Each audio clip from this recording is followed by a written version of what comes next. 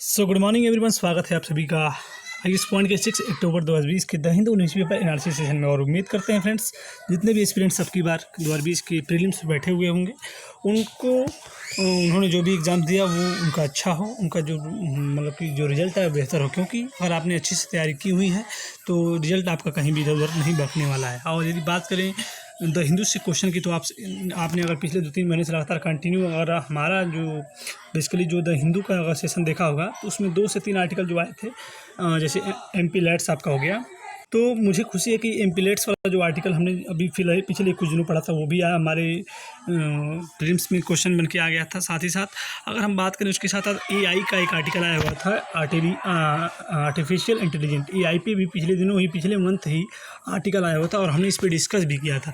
तो AI artificial intelligence और जो ये एमपी लैट्स हमने पढ़ाया हुआ था आप सभी को, जिसमें सांसदों को निधि दी जाती है, ये दोनों आर्टिकल्स आपके प्रीलिम्स पे क्वेश्चन देखने को मिले हैं। तो उम्मीद है कि हमें लगता है कि अगर हम 2 से 3 महीनों में कुछ ना कुछ अगर यूपीएससी के जो सिस्टम है उसको 2% भी कवर करते हैं, 1% भी कवर करते हैं, तो अपने आप में बहुत बड़ी चुनौती को हम बीट कर रहे हैं। तो उम्मीद है फ्रेंड्स, यदि हम पूरी 1 साल और पूरे जितने मतलब कि सिलेबस के अकॉर्डिंग और पूरी तैयारी करें द हिंदू के साथ जुड़कर कंसिस्टेंसी के साथ, तो लक्ष्य काफ़ी दूर नहीं है फ्रेंड्स। तो स्टार्ट करते हैं आज के आर्टिकल्स की, जिन पे हमें डिस्कशन करना है। तो उम्मीद है कि आप बेहतरीन तरीके से अपना इस बेस्ट देने का प्रयास करेंगे। तो फ्रेंड्स, सबसे पहले बात करेंगे आज उन आर्टिकल्स की जिन पे हमें डिस्कशन करना है। तो यदि हम बात करें आज के उन आर्टिकल्स की जिन पे हमें डिस्कशन करना है, तो वो है पहला नोबेल प्राइज़, जिस पे हम जानते हैं कि इस साल का जो 2020 का नोबेल प्राइज़ का अनाउंसमेंट होने वाला है, उसमें 3 वैज्ञानिकों के नाम मेडिसिन के क्षेत्र में आ चुके हैं, उन पर हमें जानकारी चाहिए।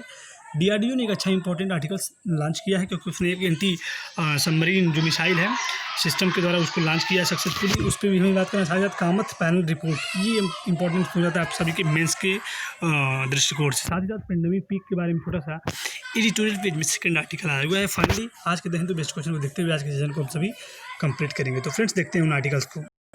तो फ्रेंड्स, यदि हम बात करें उन आर्टिकल में सबसे पहले आर्टिकल की, तो सबसे पहले हमारा आज का आर्टिकल है virus research gate Nobel for medicine.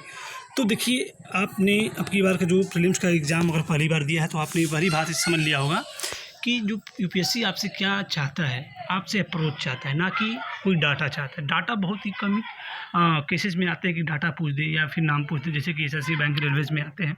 ऐसे कोई उसका अप्रोच नहीं होता। उसका अप्रोच क्या है, आपको स्टडी करना है, आपको याद नहीं, आपको ज्ञान नहीं रखना है, आपको स्टडी उस रिलेटेड टॉपिक से आपको कितनी स्टडी, आपके पास कितना उसका नॉलेज है, ये वो जानना चाहता है। तो उम्मीद है कि आप उस अप्रोच को समझते हुए अपनी तैयारी को करेंगे। सबसे पहले अगर आर्टिकल की बात करें तो पहला आर्टिकल हमारा नोबेल प्राइज़ पे है। तो सबसे पहला आज का हमारा क्वेश्चन होगा कि नोबेल प्राइज़ की शुरुआत सबसे पहले कब हुई, यानी कि नोबेल प्राइज़ देने की जो सिस्टम है ये कब से शुरू हुआ, कब से लागू हुआ कि नोबेल प्राइज़ दिया जाएगा। आप सभी आज इसको कमेंट सेक्शन में जरूर बताने का प्रयास करेंगे। इसके बाद हम स्टार्ट करते हैं इन पर बात करने की। यदि हम बात करें इस आर्टिकल की, तो इसमें हमको सबसे पहले डाटा, देखिए नाम उतने वेरी नहीं करते हैं, लेकिन जैसे वनडे एग्जाम हो गए उनके लिए इंपॉर्टेंट होता है, लेकिन यूपीएससी नाम नहीं पूछता है। यूपीएससी नोबेल प्राइज़ के जो इंटरनल एस्पेक्ट है उससे जुड़े एस्पेक्ट को पूछना चाहता है, और वही उसकी मेंटेलिटी भी है कहीं कहीं पिछले अगर विगत वर्षों के पेपर को देखा जाए तो बात करें इसकी, तो 2 Americans and Britain won the 2020 Nobel prize for medicine and Monday for identify the hepatitis C virus. तो हमको देखिए यहाँ से एक एस्पेक्ट ये याद हो गया कि जो 2 अमेरिकन और 1 ब्रिटेन को नोबेल प्राइज़ दिया गया, 3 लोगों को दिया जाने वाला है, नॉमिनेट किया गया हुआ है मंडे को। इन्होंने किसके लिए इनको दिया जा रहा है, तो वो है हेपेटाइटिस सी, हेपेटाइटिस पर रिसर्च, उसकी खोज और उसका एंटीडोट बनाने के लिए, उसका एंटीवायरल ड्रग बनाने के लिए इनको बेसिकली नोबेल प्राइज़ दिया जा रहा है। तो in work spanning decades that it's help in limit the spread of the fatal disease and development antiviral drug to cure it। तो आप सभी समझ चुके हैं द डिस्कवरीज बाय द जो साइंटिस्ट हैं, उसका नाम भी आप लोग समझ लीजिए कि the discoveries by the scientist Harvey J Alter, पहले वैज्ञानिक, Charles M Rice second, Britain Michaels Houghton, इन तीनों को बेसिकली मेडिसिन के क्षेत्र में मिला है। अब बात करें यदि हेपेटाइटिस सी, इनको किसकी रिसर्च के लिए, कि हेपेटाइटिस सी वायरस पर बेसिकली रिसर्च और उसका एंटीवायरल ड्रग बनाने के लिए नोबेल प्राइज़ के लिए नॉमिनेट किया गया है। देखिए, अगर हम बात करें हेपेटाइटिस की, तो हेपेटाइटिस पे यदि इसके बेसिक फैक्ट को समझें तो हेपेटाइटिस पे इसके पहले भी अगर आर्टिकल को रीड करें तो it is the second Nobel prize for medicine for hepatitis research after Baruch Blumberg won the 1976 for the determining that one from was blood borne hepatitis was caused by the virus that comes to be known as hepatitis B. तो इसके पहले जो 1976 में यानी 1976 में hepatitis B की खोज के लिए और उसका एंटीबायोटिक बनाने के लिए नोबेल प्राइज़ दिया गया था। सबसे पहले 1960 में किसको दिया गया था, तो आपको याद होना चाहिए, ये दिया गया था बारूच ब्लमबर्ग को 1976 में। तो ये भी हेपेटाइटिस बी के लिए दिया गया, लेकिन अब की बार जो 2020 में नॉमिनेट किया गया है ये हेपेटाइटिस सी के दिया जाएगा। और किसको दिया जाएगा आप सभी ने नाम स्टडी कर लिया है। तो फ्रेंड्स देखते हैं आज के नेक्स्ट आर्टिकल को। तो नेक्स्ट आर्टिकल की बात करें तो उसमें लिखा है breaking the law over a Brexit. तो ब्रेग्जिट पे काफ़ी आर्टिकल्स पिछले दिनों से आ रहे हैं, इसमें भी एक इंपॉर्टेंट एस्पेक्ट आया हुआ है। इसमें लिखा है Boris Johnson Brexit position completely overlooks constitutional development in UK since late 1990। तो लगभग जो पिछले अगर इस साल की बात करें तो 31 जनवरी को जो यूके है, यूनाइटेड किंगडम जो है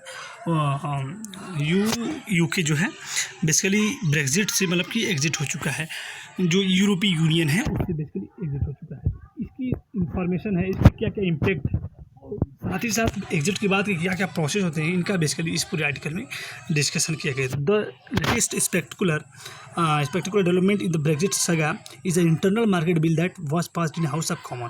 तो जो अमेरिका का जो पार्लियामेंट है उसमें हाउस ऑफ कॉमन में इंटरनल मार्केट बिल पास हुई, तो इसी में बेसिकली लगातार डिबेट हो रही है।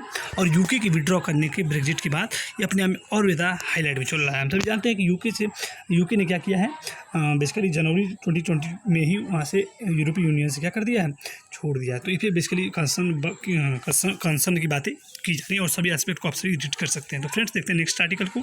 इस आर्टिकल में हम सभी देखेंगे कि DRDO successful test SW missile system. तो DRDO जो है भारत का जो सिस्टम है, डिफेंस रिसर्च एंड डेवलपमेंट जो ऑर्गेनाइजेशन है, उसने मंडे को सक्सेसफुली क्या कर लिया है, टेस्ट फायर मिसाइल जो है असिस्टेंट को रिलीज कर लिया है, जो कि है light weight anti submarine torpedo है। तो आपको बेसिकली ये समझना है कि जो ASB है वो क्या है, तो वो बेसिकली एंटी सबमरीन जो वारफेयर है वो एक प्रकार का सिस्टम है, एंटी सबमरीन वारफेयर SW। तो इसको कहीं कहीं इसका मतलब सक्सेसफुल इसको टेस्ट इसका कर लिया गया है। और सबमरीन क्या होती है आप सभी को मालूम होगा, और इसका एंटी जैसे कोई भी लड़ाई होती है तो इसके कोई भी मतलब कि किस प्रकार इसका मतलब युद्ध में इसका यूजफुल होगा, या उसमें क्या उसकी प्रैक्टिस होती है, उसके लिए क्या क्या उपयोगिताएं होती हैं, इन सब चीज़ों का उसके क्या एक्टिविटी कैसे कार्य होते हैं, इन सभी का टेस्ट कर लिया गया है। ये भी अपने आप में उपलब्धि DRDO की तरह देखने को मिलती है। बात करें नेक्स्ट की, तो इस आर्टिकल में आप देख पा रहे होंगे कि पेंडेमिक पीक, हम सभी जानते हैं कि पेंडेमिक पीक पे अब आने वाली है और बेसिकली आ भी चुकी है। The economy needs to be unlocked with the caution without recourse institutional optimism. देखिए कोविड-19 की जो समस्या है अपने आप में बढ़ती जा रही है और साथ में साथ रिकवरी रेट भी है, तो कहीं कहीं ये भी अपने आप में प्रसन्नता का विषय है। तो इसमें हम सभी जानते हैं कि द फाइनेंस मिनिस्टर ने report said that the while the pandemic was for from over in India. तो हम सभी जानते हैं कि अभी इंडिया में उतनी बेहतर कंडीशन कोविड-19 को लेकर नहीं, क्योंकि यहाँ पे जो डेली केसेज आ रही हैं, डेली पॉजिटिव जो केसेज आ रही हैं लगभग 90,000 टू 83,000 पर डे केसेस आ रही हैं। और इसमें बात करें पीक की, तो इंडिया में इसकी पीक की भी बात करी जा रही है कि अब पीक में भी आने वाला है, क्योंकि जो इम्यूनिटी सिस्टम है, जो हर्ड इम्यूनिटी है वो बेसिकली कहा गया, क्योंकि बात द हेल्थ मिनिस्टर के द्वारा रिफरेंसिंग द सेम सर्वे किया गया, उसमें कहा गया कि India was for from any sort of herd immunity. तो इंडिया जो किसी भी हर्ड इम्यूनिटी से भी बहुत ही दूर है, इसके लिए कहीं ना कहीं अगर वो ढिलवाई करता है उसके डाटा को भी अन्य देशों से खतरनाक बताया गया है। रिकवरी रेट भी काफ़ी अच्छी है, ये भी उसके एस्पेक्ट को डिक्लाइन नहीं किया जा सकता है, लेकिन साथ ही साथ हमें और ज़्यादा मतलब कि अलर्ट रहना चाहिए और उसके प्रति तैयार होना चाहिए, क्योंकि पेंडेमिक पीक भी आने वाली है। तो फ्रेंड्स देखते हैं नेक्स्ट आर्टिकल को। इस आर्टिकल में आप सभी देखेंगे कि explain action and Kamat panel report. तो कामत पैनल रिपोर्ट ये अपने आप में इंपॉर्टेंट हो जाता है, इसको आप सभी याद रखना होगा। देखिए क्या है, the supreme court on Monday asked the centre and the reserve bank of India about the step taken to implement the KV Kamath committee report on recommendation to bail out sector affected by the कोविड-19 pandemic. देखिए हम सभी जानते हैं कि बहुत सारे sectors हैं, अगर इस कमेटी की बात करें, इस पैनल की बात करें तो लगभग 26 सेक्टर्स की बात की जा रही है। और उन सेक्टर में क्या क्या, जैसे कि टूरिज्म हो गया, आपका जो भी सिस्टम हो गया, और ट्रैवलिंग हो गई, इन सब सेक्टर्स को अगर ध्यान में रखा जाए तो कोविड-19 का उस पर क्या इम्पैक्ट पड़ा है और उस इम्पैक्ट के जरिए उस पर को क्या क्या मतलब ढिलवाही देनी चाहिए, इन सभी बातों की चर्चा बेसिकली की गई है। तो जो कामत पैनल रिपोर्ट है, बेसिकली जो केवी कामत है वो बेसिकली ICI की चेयरमैन है। ICICI की अगर हम बात करें इनकी, तो यदि इनकी बात करें तो ये बेसिकली ICICI बैंक के जो है एक प्रकार से CEO हैं। तो इनकी द्वारा रिकमेंडेशन में एक पैनल गठित की गई थी, जिसको कामत पैनल रिपोर्ट का कामत पैनल रिकमेंडेशन के लिए इनकी कमेटी को गठित किया। ये पूछा गया कि जो कोविड-19 का इम्पैक्ट कुछ प्रमुख सेक्टर पर पड़ रहा है, उसको किस प्रकार निजात पाएँ। जैसे कि आप EMI की बात कर लीजिए, तो EMI कोविड-19 की वजह से नहीं हो पा रहा है, तो क्या उस पर अब जो पे करने वाले जो सेक्टर्स हैं, क्या उन पे अब इंटरेस्ट लगाया जाए या उनको और भी उसमें ढिलवाही दी जाए। तो इन सभी बातों को बेसिकली एक छोटा सा एस्पेक्ट के माध्यम से आपको समझाने का प्रयास कर रहे हैं। तो इन्हीं सब बातों को बेसिकली कामत पैनल रिपोर्ट के बारे में चर्चा की गई है। तो आप सभी इसको बेसिकली डिटेल में जाके कामत पैनल रिपोर्ट के बारे में सभी एस्पेक्ट को पढ़ सकते हैं, या फिर कमेंट सेक्शन में बताएंगे तो हम आपको कामत पैनल रिपोर्ट से सभी एस्पेक्ट को बताने का प्रयास करेंगे। तो देखते हैं आज के द हिंदू बेस्ड क्वेश्चन को। यदि बात करें आज के द हिंदू बेस्ड क्वेश्चन की, तो वो हमारा कुछ इस प्रकार से होगा कि write the brief description on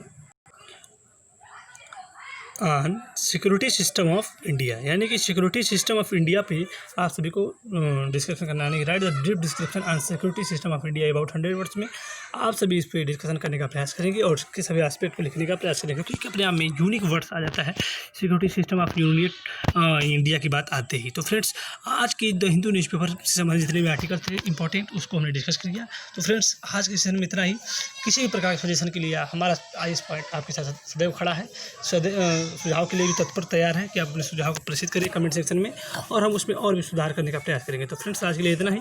अगले दिन फिर मिलेंगे नए जोश और जुनून के साथ। तब तक के लिए नमस्कार और धन्यवाद।